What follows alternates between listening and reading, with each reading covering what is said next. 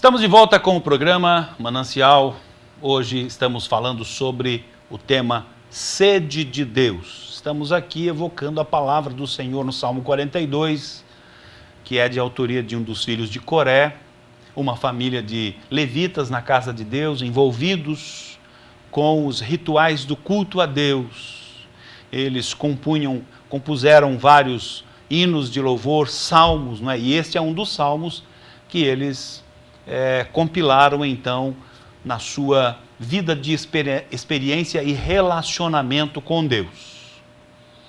Eu encerrei o bloco anterior dizendo que eles estavam desterrados, estavam em Babilônia. E em estando em Babilônia, eles sofriam a zombaria das pessoas que ali viviam, dos cidadãos, né, naturais, cidadãos de Babilônia. E aí surgia este questionamento: onde está o teu Deus? Aí ele diz no verso 4, quando eu me lembro disto, de Deus, dentro de mim derramo a minha alma, pois eu havia ido com a multidão, fui com eles à casa de Deus. Ele faz menção das suas experiências de culto a Deus na cidade de Jerusalém, onde eles tinham um percurso traçado, saíam de um determinado lugar para terminar na casa de Deus, no santuário, no templo de Deus. E neste percurso eles iam recitando os salmos. O salmo dos 113 ao 117 é os salmos do Halel. Quando eles estavam subindo as escadas do templo, eles iam citando estes salmos durante as festas que eram comemoradas anualmente, várias festas comemoradas anualmente no calendário judaico, que sempre culminava com o templo, não é? O desfecho de todas as festividades, o desfecho se dava ali no templo. Me recordo agora, por exemplo, quando Jesus, lá no capítulo 7 do Evangelho de João, estava participando da festa dos tabernáculos. Era uma festa que anualmente os israelitas festejavam, comemoravam, fazendo menção e lembrança aos 40 anos que eles percorreram o deserto sob tendas, não é? sob tabernáculos, muito especialmente o tabernáculo do culto ao nosso Deus, que sempre ficava no centro do acampamento israelita. Lá no capítulo 7, no verso de número 37, Jesus então nos diz o autor do Evangelho de João, que é o apóstolo, né, João, no último dia, o grande dia da festa, Jesus se pôs em pé e olhando para o povo diz: quem tem sede, venha a mim e beba, não é? Quem crer em mim, como diz a Escritura, rios de águas vivas fluirão do seu interior ou do seu ventre, não é? Jesus estava ali participando, sendo, neste caso, a personagem, a pessoa principal deste momento tão histórico na vida dos israelitas, quando comemoravam a festa dos tabernáculos. Então, o salmista aqui, no Salmo 42, está dizendo: quando eu me lembro,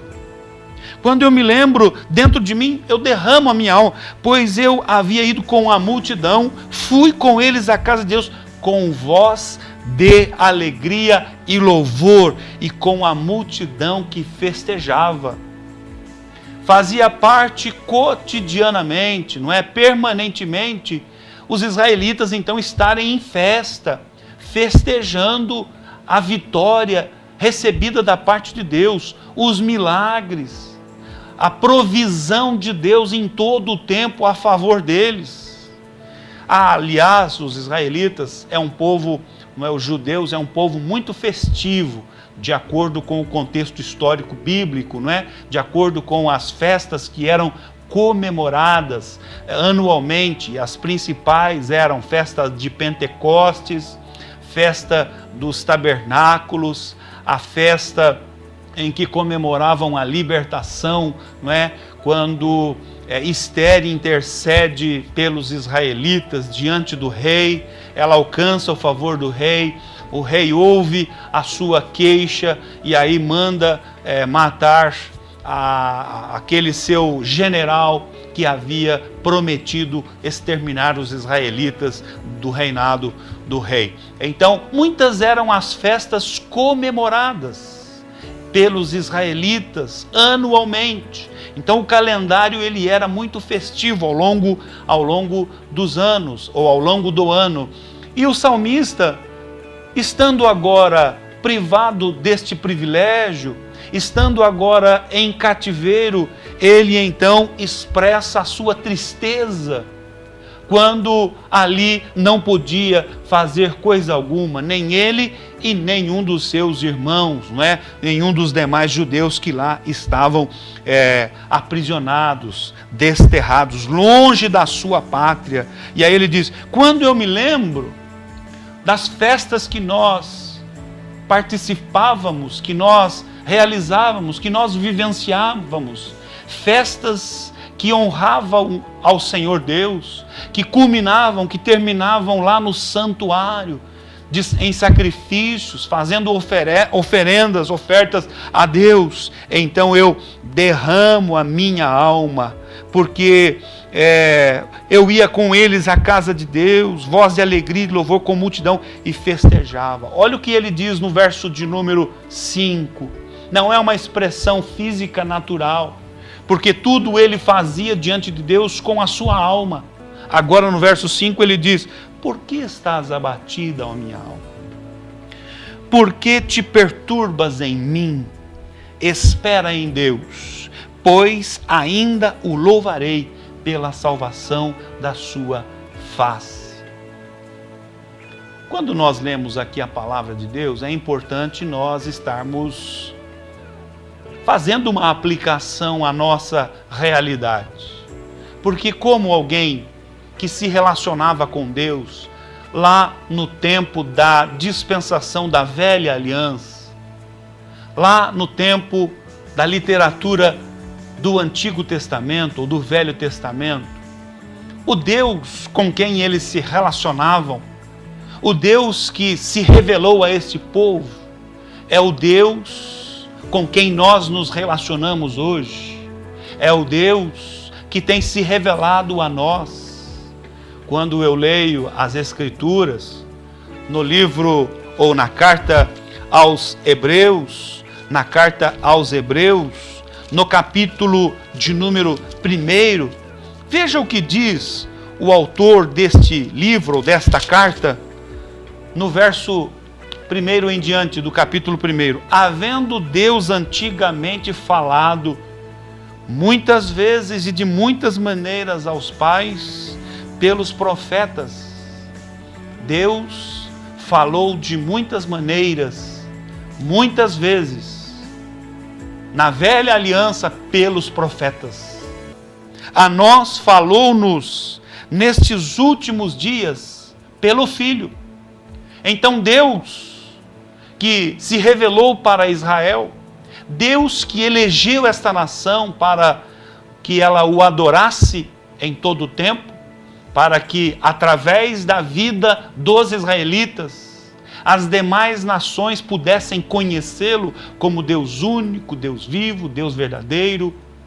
E isto está muito evidente ao longo de toda a história, mas muito especialmente quando o profeta Elias propõe lá o desafio com os 450 profetas de Baal. Depois que Deus ouve a oração de Elias e responde com fogo, a expressão que todos ali com o rosto em terra pronunciam, declaram só o Senhor é Deus, só o Senhor é Deus. Então, antigamente Deus falou por meio dos profetas através de muitas maneiras, usando especialmente os profetas. A nós, nestes últimos dias, falou-nos pelo Filho. Então, se Deus se revelou para este autor aqui do Salmo 42, um dos filhos de Coré, que ele estava então habituado a estar na casa de Deus, no santuário de Deus. E ele diz: por que estás abatido a minha alma? E por que te perturbas em mim? Espera em Deus, pois ainda o louvarei pela salvação da sua face. Esse Deus que se revelou lá no Velho Testamento é o mesmo Deus que se revela a nós nestes dias. É o Deus que enviou Jesus Cristo para nos resgatar, para nos salvar, para nos santificar na sua presença. É este Deus que está nestes últimos dias agindo na vida dos homens que o buscam com sinceridade e com verdade. É o Deus que traz o sentimento de convicção e de perseverança aos corações. É o Deus que, independentemente das circunstâncias que as pessoas estejam vivenciando, é o Deus que cuida, é um Deus zeloso, é um Deus que se revela. É um Deus que traz ao homem experiências lindas e maravilhosas para que possamos viver na sua presença, a Ele honrar.